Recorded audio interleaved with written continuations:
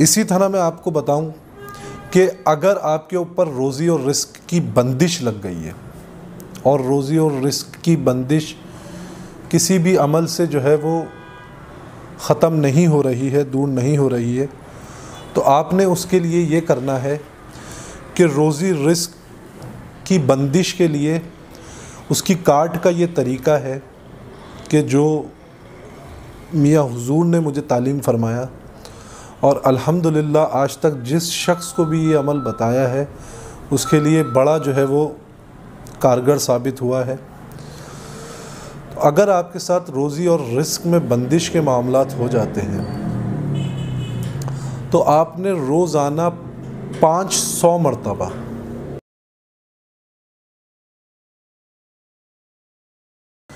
اور آپ نے یہ 500 مرتبہ ایسے پڑھنا ہے کہ ہر ایک تسبیح کے بعد آپ نے 41 مرتبہ سورہ علم نشرہ پڑھنی ہے، یعنی کہ 100 مرتبہ، اس کے بعد آپ نے 41 مرتبہ سورہ علم نشرہ پڑھنی ہے، پھر آپ نے 100 مرتبہ، پھر 41 مرتبہ سورہ علم نشرہ پڑھنی ہے۔ اس طریقے سے آپ نے اس عمل کو 5 مرتبہ دہرانا ہے، اول آخر درود ابراہیم پڑھنا ہے۔ عمل کا طریقہ کار یہ ہوگا کہ جو اس کے قواعد و ضوابط ہوں گے وہ یہ ہوں گے کہ آپ کا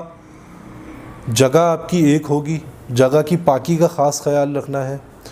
تسبیح آپ کی ایک استعمال ہوگی، اس کے عمل کے دوران خوشبو کا استعمال لازمی کیجئے گا، اس کے ساتھ ساتھ وقت کی پابندی کرنی ہے، مصلی ایک رکھنا ہے، یہ ساری پابندیاں آپ نے اپنے ساتھ رکھنی ہیں، اور آپ نے 1.25 کلو چاول لے لینے، 1.25 کلو چاول لے کر وہ اپنے ساتھ رکھنے ہیں۔ روزانہ کی بنیاد پہ آپ جب یہ عمل کریں گے تو آپ آخر میں اس چاول کے اوپر دم کریں گے۔ 40 دن تک آپ نے یہ عمل جاری رکھنا ہے، اور یہ عمل نوچندی پیر والے دن سے شروع کرنا ہے،